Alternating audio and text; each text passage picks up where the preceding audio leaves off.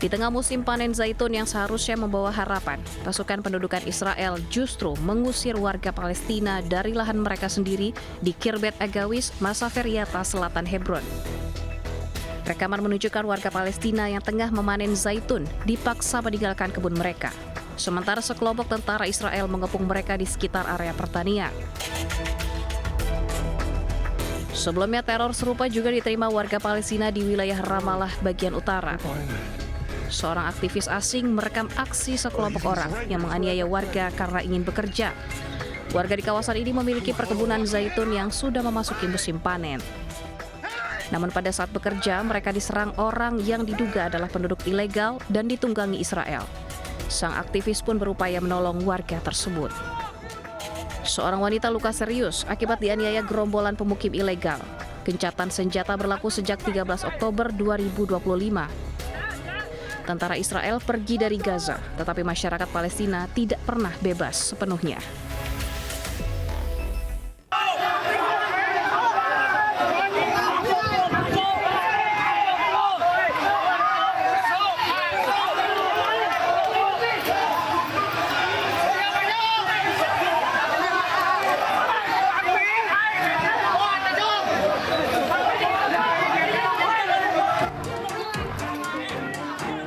Sekitar 500 sopir dan 25 trayek berunjuk rasa di depan Balai Kota Bogor, Jawa Barat. Kericuan terjadi saat pengunjuk rasa mengejar petugas Dinas Perhubungan yang sedang bertugas.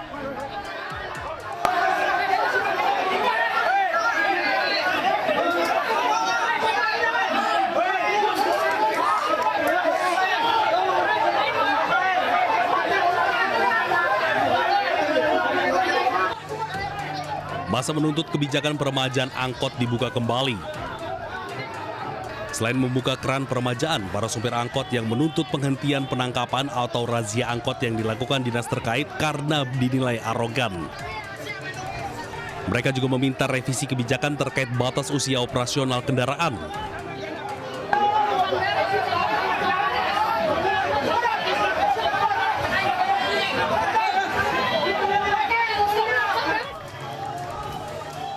Para sopir mengeluhkan penghapusan angkot tua tanpa dibarengi solusi peremajaan yang memadai dikhawatirkan menimbulkan dampak sosial serius, yaitu bertambahnya angka pengangguran secara signifikan di Kota Bogor.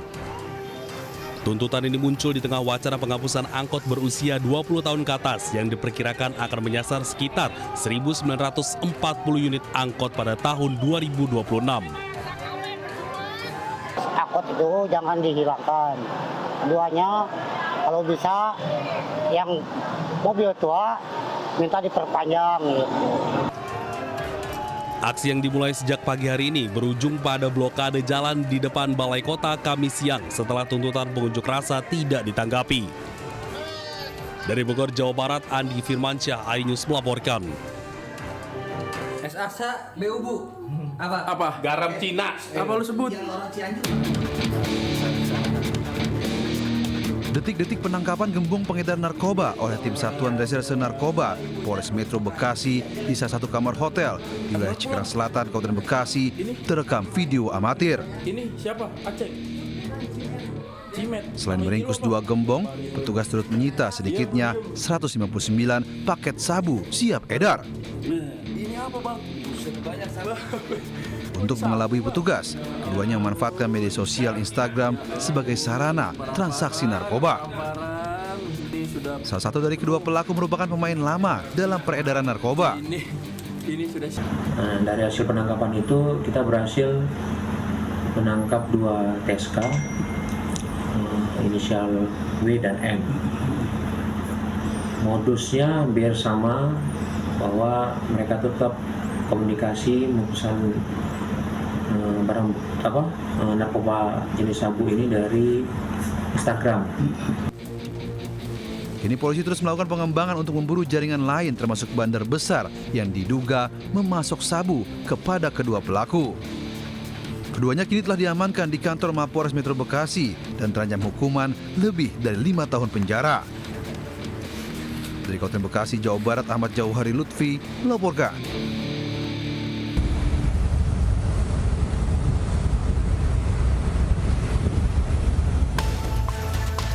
kapal motor berbahan kayu terbakar di perairan Selat Riau.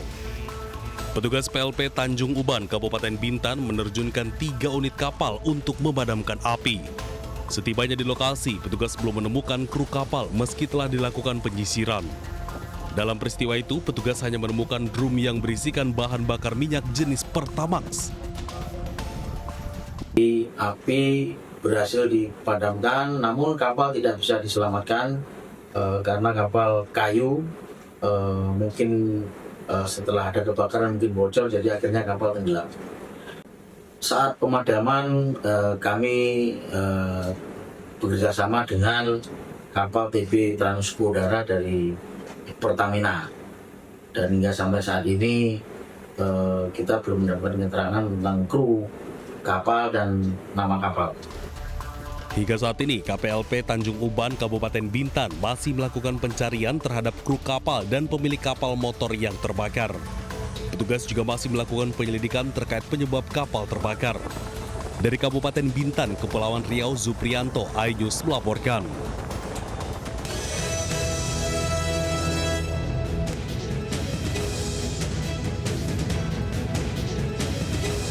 Assalamualaikum warahmatullahi wabarakatuh. Selamat pagi pemirsa. Bersama saya Angelika de Evaga.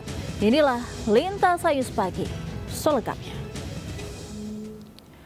Kita awali Lintas Sayus Pagi hari ini dengan informasi seorang wanita di Kebonjeruk, Jakarta Barat membunuh suaminya sendiri dengan cara memotong alat vital korban. Pelaku cemburu setelah pergoki isi chat ponsel korban dengan wanita lain.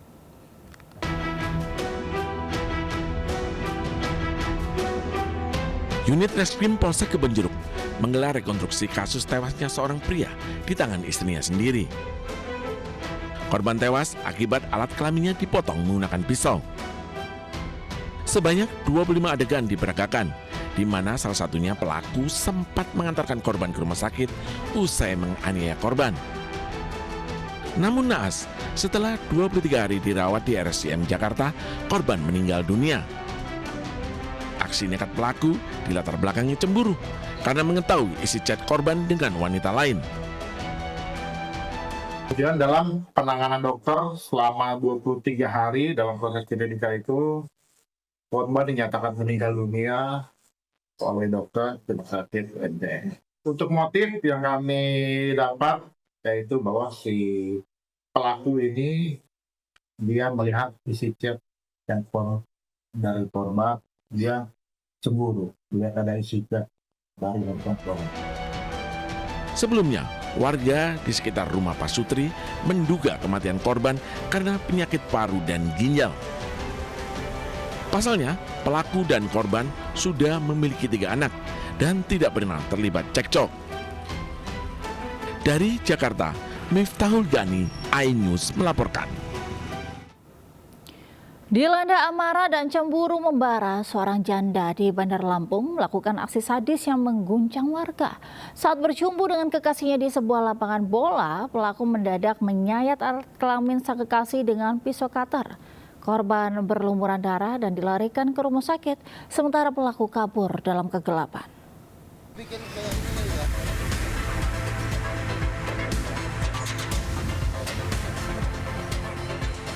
Sakit hati, seorang janda nekat menganiaya kekasihnya. Korban alami luka sayat di kelamin hingga nyaris putus. Insiden tersebut terjadi di lapangan Baruna, Kecamatan Panjang, Bandar Lampung. Pelaku WS, 28 tahun ini nekat menganiaya kekasihnya K, 32 tahun dengan menyayat alat kelamin korban pakai pisau cutter. Pelaku dan korban terlibat hubungan terlarang. Korban sudah memiliki istri. Peristiwa bermula saat pelaku mengajak korban berkencan di lokasi sepi dan gelap untuk memuaskan hasrat. Namun, alih-alih bermesraan, pelaku diam-diam mengeluarkan pisau cutter dan menyerang kelamin korban lalu kabur. Peristiwa tersebut menggegerkan warga. Korban dievakuasi setelah warga mendengar teriakan minta tolong. 2 hari pasca insiden, polisi mengamankan pelaku di rumahnya. Sakit hati, karena yang bersangkutan adalah mempunyai hubungan gelap. Melakukan hubungan suami istri itu bukan hanya dengan si pelaku, tapi ada dengan perempuan lain lagi. Kesel juga karena saya selama sama dia banyak sakit hatinya, banyak tersiksa batinnya, selalu dibohongi, selalu selingkuhi. Sudah punya saya masih main sana sini. Petugas menyita pisau yang digunakan menganiaya korban, celana korban dan 1 unit ponsel sebagai barang bukti. Atas perbuatannya, pelaku dijerat pasal 353 ayat 2 KUHP tentang penganiayaan berencana dengan ancaman hukuman maksimal 7 tahun penjara. Dari Bandar Lampung, Andreas Avandi melaporkan.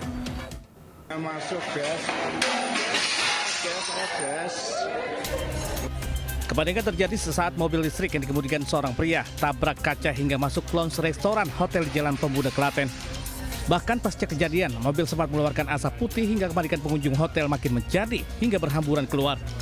Meski tidak ada korban jiwa, namun pintu hotel pecah serta properti rusak parah usai tertabrak. Sementara mobil ringsek pada bagian depan. Menurut informasi, kejadian berawal saat pengemudi bersama sejumlah penumpang hendak keluar parkir hotel untuk pergi makan. Namun saat gas diinjak, tiba-tiba mobil langsung melesat tak terkendali dan langsung menabrak lobi hotel hingga masuk ke dalam. Beruntung pengemudi dan penumpang mobil selamat dalam kejadian ini. Namun akibat kejadian kerugian mencapai ratusan juta rupiah dan kejadian ini kini dalam penanganan petugas untuk dilakukan mediasi. Dari Klaten, Jawa Tengah, Saiful Effendi News melaporkan. Ya, viral seorang pengendara sepeda motor di Sukabumi, Jawa Barat ugal-ugalan dan nyaris membahayakan pengendara lain. Atas perbuatannya, pelaku ditangkap polisi di rumahnya.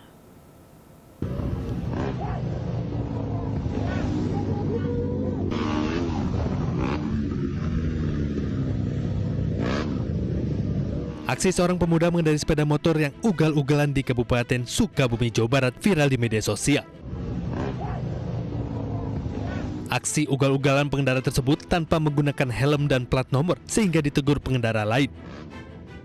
Bukannya mengakui kesalahan, pengendara tersebut malah menggeber-geberkan kendaraannya hingga membahayakan pengendara lain.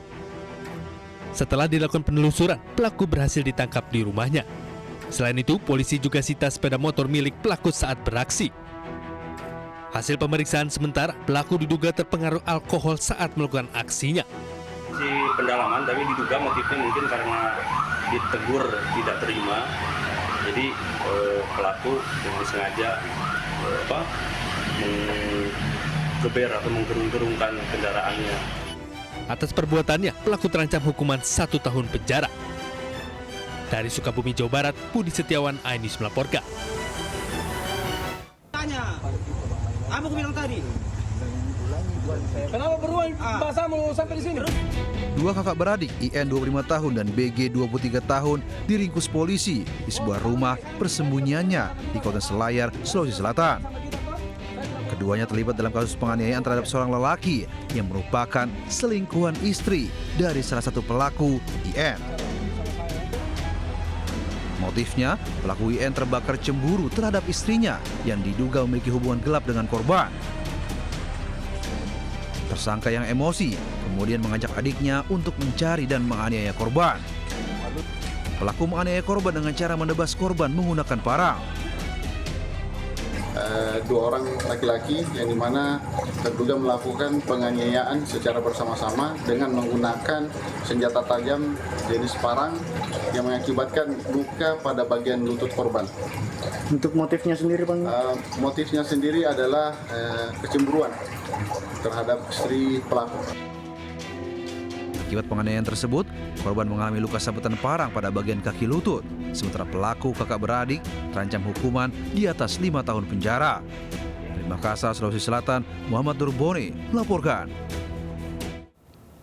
Kita ke informasi selanjutnya, debt collector lari tunggang langgang menghadapi anak STM. Di Tipar Cakung, Jakarta Utara, sekelompok anak STM tak terima motor teman mereka ditarik hingga menyerang sekelompok debt collector.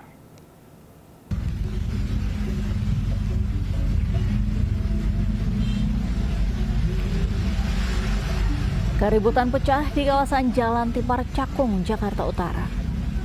Sejumlah pelajar STM yang baru pulang sekolah terlibat aksi baku pukul dengan kelompok penagih utang. Kericuhan dipicu penarikan paksa motor seorang pelajar oleh kawanan penagih utang. Tak terima motor temannya diambil paksa, rekan korban langsung melakukan perlawanan dan menyerang para penagih utang. Sontak, aksi kericuhan tak bisa terhindari hingga menyebabkan kemacetan. Video aksi perlawanan para pelajar STM ini pun viral.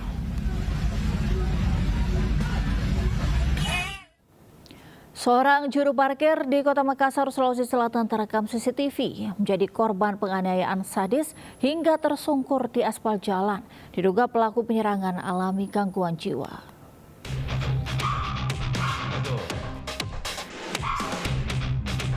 Aksi pelaku saat menganiaya korban secara bertubi-tubi terekam kamera CCTV. Sebelum terjadi penganiayaan, korban, Bali 51 tahun, tengah berbaring di depan ruko Jalan Bawah Karaeng, Kecamatan Ujung Pandang, Kota Makassar, Sulawesi Selatan. Korban merupakan juru parkir di Jalan Bandang, Kota Makassar, mengalami luka berat usai diserang pelaku dengan parang. Korban terluka di bagian leher, pipi, dan pergelangan tangan. Sempat mencari pertolongan, korban tersungkur bersimbah darah di tepi jalan, sementara pelaku kabur. Diduga salah paham dan tidak terima tempat mangkalnya ditempati orang lain jadi pemantik penganiayaan korban. Unit Reskrim Polsek Ujung Pandang, Kota Makassar menangkap pelaku Umar alias Oma di Jalan Cendrawasih, Kecamatan Mariso. Dari keterangan Kanit Reskrim Polsek Ujung Pandang, pelaku sudah kerap keluar masuk tahanan dengan kasus serupa dan memiliki riwayat gangguan jiwa. Dijelaskan juga bahwasanya Omar alias Oma ini disinyalir berdasarkan pendalaman kami ada gangguan jiwa. Kami juga menyampaikan bahwasanya Omar ini sudah 3 kali terlibat masalah di Polsek Ujung Pandang. Omar ini merasa bahwasanya tempat tidurnya yang setiap hari digunakan untuk beristirahat digunakan istirahat oleh lelaki balik. Pelaku berikut barang bukti parang telah diamankan di Polsek Ujung Pandang. Selanjutnya, polisi berkoordinasi dengan Dinas Sosial Kota Makassar terkait penanganan pelaku dengan gangguan jiwa kambuhan. Dari Makassar, Sulawesi Selatan, Leo Muhammad Nur melaporkan. Pemirsa, aktor Jonathan Frizzy atau Ijong divonis 8 bulan penjara atas perkara obat keras dalam rokok elektrik. Putusan yang dibacakan langsung oleh majelis hakim ini lebih ringan dari tuntutan jaksa penuntut umum. Maju nunggu.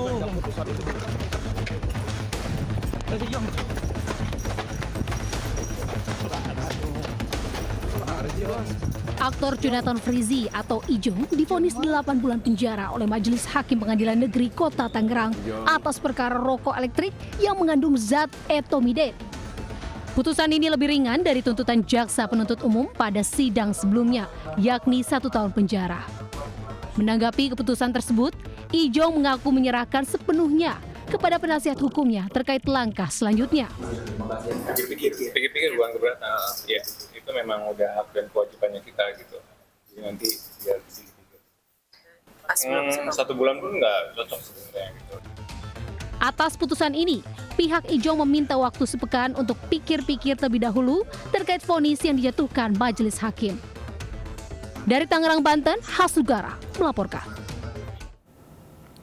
Tak terima dapat perlakuan tak senonoh, seorang karyawati Satuan Pelayanan Pemenuhan Gizi atau SPPG melaporkan atasannya ke Polres Bekasi, Jawa Barat. Aksi pelecehan yang terekam CCTV pun kini viral. Ini yang mukul aku nih, namanya Muhammad Kevin Pradana.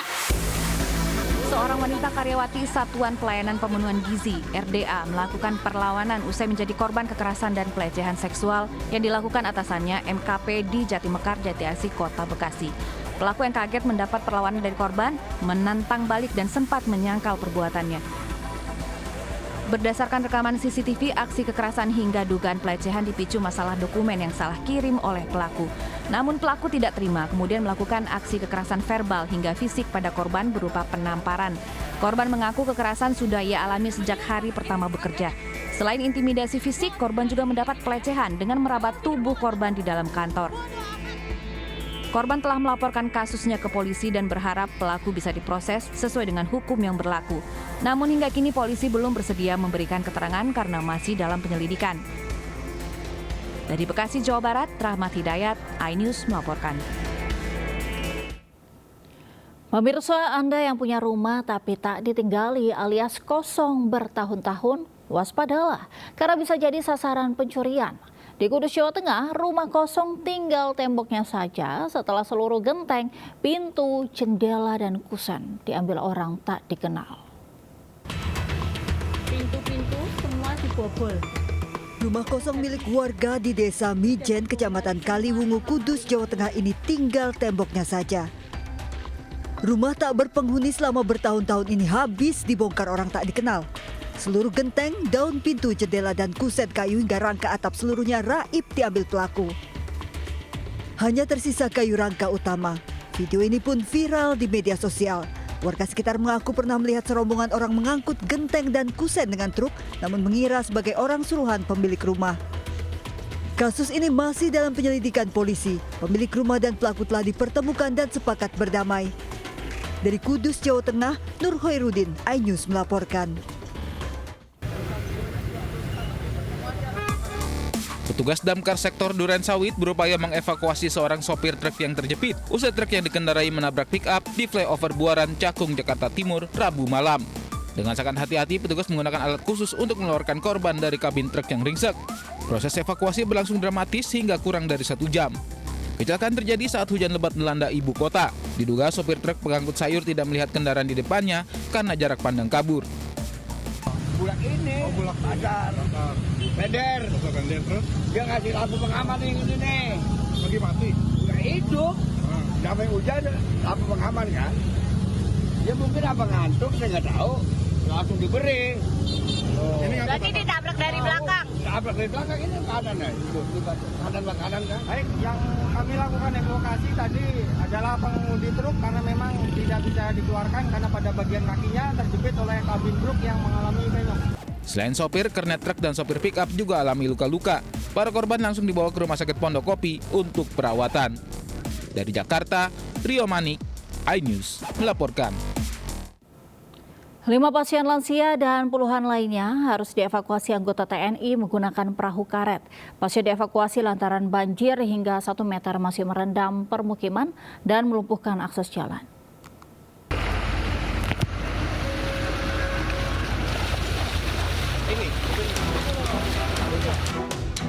Belasan anggota Koramil Genuksari Semarang mengevakuasi sejumlah warga dan pasien di titik terparah banjir Pantura, tepatnya di depan RSI Sultan Agung Semarang. Satu persatu pasien yang meninggalkan rumah sakit ataupun yang akan menuju ke rumah sakit untuk berobat harus ditandu oleh anggota TNI karena ketinggian banjir yang masih cukup tinggi, yaitu 1 meter lebih.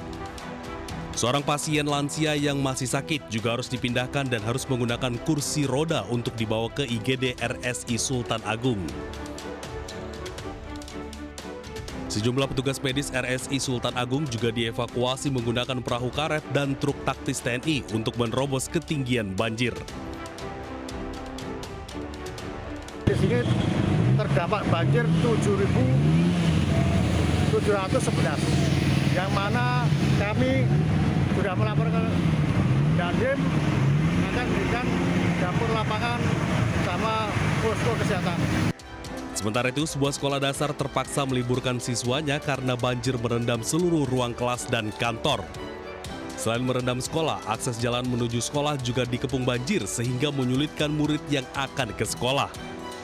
Pihak sekolah mengatakan banjir mulai masuk ke area sekolah sejak Selasa sore lalu dan merendam hingga hari ini.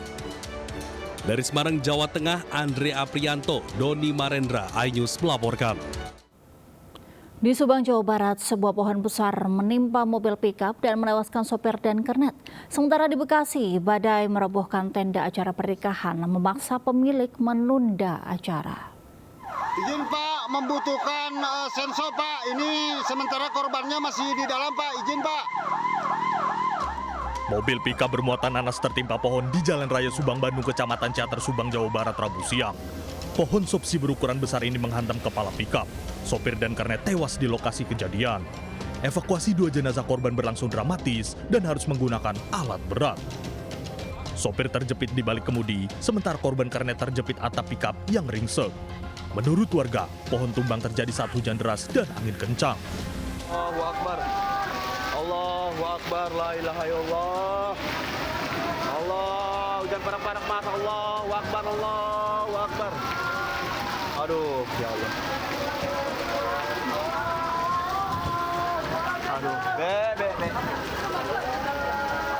Sementara itu di Kabupaten Bekasi, puluhan warga panik, tapi hanya bisa pasrah saat hujan badai merobohkan sebuah tenda resepsi pernikahan di Desa Karang 1, Kecamatan Karangbahagia pada Rabu sore. Rangka besi dan kain tenda porak-poranda tersapu badai. Padahal sebelumnya, tenda ini siap digunakan untuk acara resepsi pernikahan. Meski tak ada korban jiwa, pemilik terpaksa memindahkan tamu undangan ke teras rumah yang sempit dan menunda acara. Bang, be, hancur, be. Ngibar sini. Hujan badai di Kabupaten Bekasi juga merobohkan pohon sengon berukuran besar hingga menimpa 5 rumah kontrakan di Kampung Cibuntu, Cibitung. Tak ada korban jiwa karena penghuni sempat menyelamatkan diri saat mendengar bunyi gemuruh. 5 keluarga kini kehilangan tempat tinggal. Sejumlah barang rusak ditimpa reruntuhan atap rumah. Tim Liputan iNews melaporkan. Pemirsa, mendukung bakat olahraga anak muda Indonesia, Lotte Group menggelar ajang bergengsi Sportainment Muda Bintang Muda Generasi Masa Depan 2025. Ajang ini sebagai wadah melahirkan bintang sepak bola masa depan tanah air.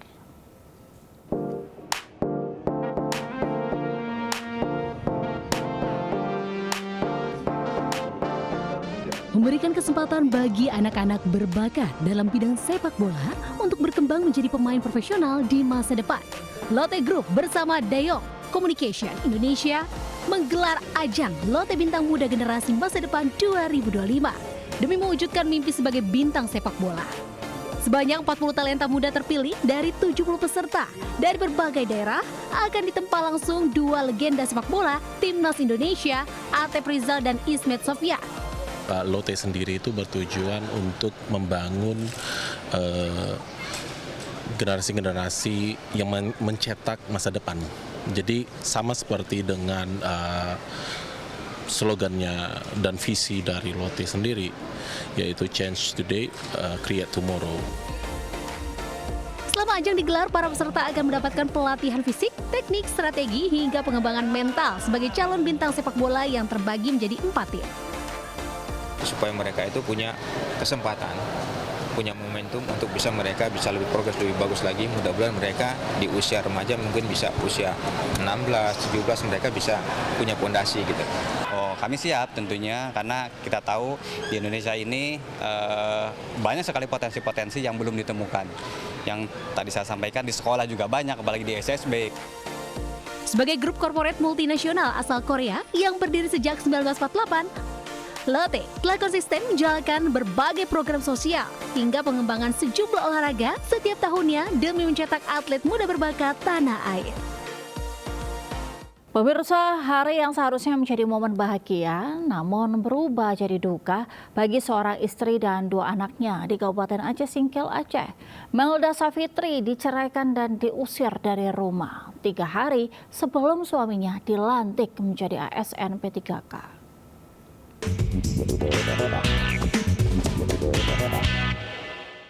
Entokkan badanmu, tanpa dia kau hidup. Dengar? Itulah anak, coba. Hukum karma berjalan. Sebuah kalimat menguatkan sekaligus menampar nurani dari seorang tetangga Melda Safitri, seorang ibu 33 tahun dengan 2 anaknya di Kabupaten Aceh Singkil.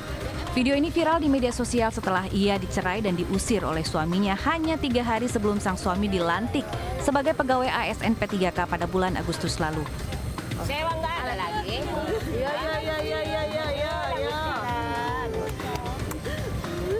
Menurut tetangga, selama bertahun-tahun Melda banting tulang menjual sayur di pasar demi mendukung suami tercinta agar lolos seleksi P3K. Namun, pengorbanan itu harus berakhir pilu. Kisah Melda dan 2 anaknya yang terusir akibat sang suami memicu reaksi geram dan miris dari publik. Melalui unggahan di media sosial, warganet meminta agar Bupati Aceh Singkil Safriadi Oyon memecat suami Melda dari jabatannya sebagai pegawai P3K karena apa yang telah ia perbuat dinilai tidak patut dilakukan oleh seorang pegawai pemerintahan yang digaji dari masyarakat. Negara telah memberi status pegawai pada suami Melda, namun sayangnya sang istri harus menerima status janda, bahkan kedua anak mereka juga terancam kehilangan figur ayah. Semua hanya karena selembar kertas